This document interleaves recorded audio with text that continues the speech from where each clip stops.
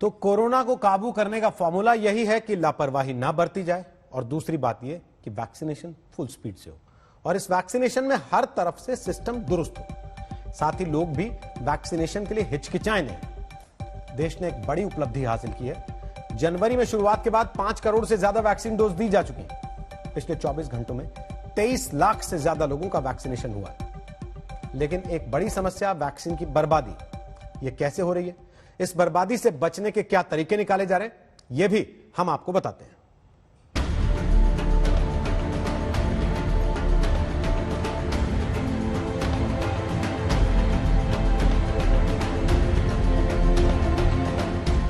सत्तर दिन के अंदर 5 करोड़ वैक्सीन डोज, यह मामूली बात नहीं है, लेकिन यह आंकड़ा और बढ़ सकता था अगर वैक्सीन की वो बर्बादी ना होती जिससे कुछ राज्यों पर सवाल उठे हैं और जिसकी बात खुद प्रधानमंत्री मोदी ने की थी। तेलंगाना, आंध्र प्रदेश, उत्तर प्रदेश, कर्नाटक और जम्मू कश्मीर जैसे राज्य वैक्सीन वेस्टेज में सबसे आगे हैं। वैक्सीन वेस्टेज का पूरे देश में औसत 6.5% है, तो तेलंगाना में 17.6%, आंध्र प्रदेश में 11.6%, यूपी में 9.4%, कर्नाटक में 6.9% और जम्मू कश्मीर में 6.6% है।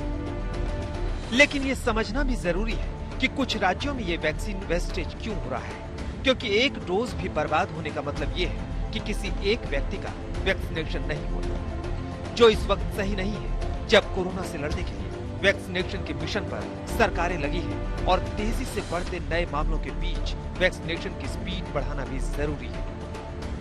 वैक्सीन वेस्टेज की 2 बड़ी वजह यह है कि वैक्सीन के वायल से डोज लगाने वाले वैक्सीनेटर की ट्रेनिंग पर्याप्त न होना और दूसरी बड़ी वजह है कि वैक्सीनेशन साइट पर विस्तार से प्लानिंग न होना।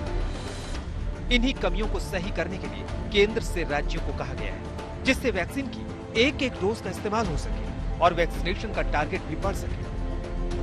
वैक्सीन की बर्बादी इस तरह से होती है कि अगर एक वायल से कम 10 लोगों को वैक्सीन की डोज दी जा सकती है और उनमें से सिर्फ 6 लोग ही वैक्सीन लगवाने आते हैं, तो 4 लोगों की डोज बर्बाद हो जाती है। लेकिन बात सिर्फ यही नहीं कि वैक्सीन की वायल खुल जाने के बाद उतने लोग वैक्सीन लगवाने नहीं आते जितने लोगों की डोज उस वायल में होती है, बल्कि बहुत से लोगों और यहाँ तक कि स्वास्थ्य कर्मियों में वैक्सीन को लेकर भ्रांतियां हैं। इसकी वजह से भी वैक्सीन की बर्बादी हो रही है।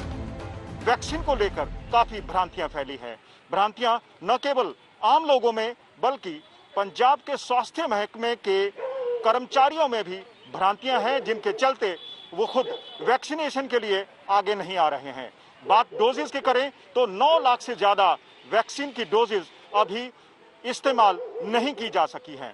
इसका रीजन जो हमें दिखाई दे रहा है कि ज्यादातर लोग जो हैं हमारे, वो थोड़ा डिलेड रिस्पांस है उनका। और मेरी रिक्वेस्ट जो है वो लोगों से मैं यही करूंगा कि पता नहीं क्यों लोगों को ये लग रहा है कि शायद वैक्सीन जो है बहुत जल्दी में आई है, पता नहीं वैक्सीन इफेक्टिव है या नहीं है। मैं इसके लिए बड़ा क्लियर हूं इस बात के लिए कि जो वैक्सीन हम यूज कर रहे हैं दोनों, चाहे वो कोविशील्ड है चाहे कोवैक्सीन है, दोनों वैक्सीन इफेक्टिव है। बात यह भी है कि अगर वैक्सीनेशन साइट पर पर्याप्त लोग भी हैं और वैक्सीन लगाने वाला सही से ट्रेन नहीं है, तो कम से कम 10 डोज की वायल भी 9 लोगों को लग पाती है। और अगर सही ट्रेनिंग वाला वैक्सीनेटर है कि एक वायल से 10 या 11 लोगों को भी वैक्सीन लग जाती है, जो बहुत अहम होता है। दूसरी बड़ी बात यह है कि हर सेंटर पर अधिकतम 100 लोगों को रोजाना वैक्सीन लगती है, लेकिन कई इलाकों में पर्याप्त लोग नहीं पहुंच पाते, जिससे वैक्सीन वेस्ट हो जाती है, क्योंकि वैक्सीन का वायल खुल गया तो फिर 4 घंटे बाद उसका इस्तेमाल नहीं किया जा सकता है। 4 घंटे में ही 10 या 20 लोगों की डोज वाली वायल का इस्तेमाल किया जाता है। वैक्सीन की बर्बादी में उन तमाम बाध्यताओं का भी बड़ा रोल है जो वैक्सीनेशन के लिए जरूरी की गई थी, लेकिन जैसे जैसे वैक्सीनेशन के अनुभव आ रहे हैं, इन बाध्यताओं को भी खत्म किया जा रहा है। मंत्रिमंडल के बैठक में चर्चा हुई और विशेषज्ञों की सलाह, टास्क फोर्स का सलाह और वैज्ञानिक आधार पर 2 फैसले किए गए। पहला फैसला यह कि 1 अप्रैल के बाद 45 से ऊपर कोई भी हो जिसको बीमारी है या नहीं है, सबको वैक्सीन उपलब्ध होगा।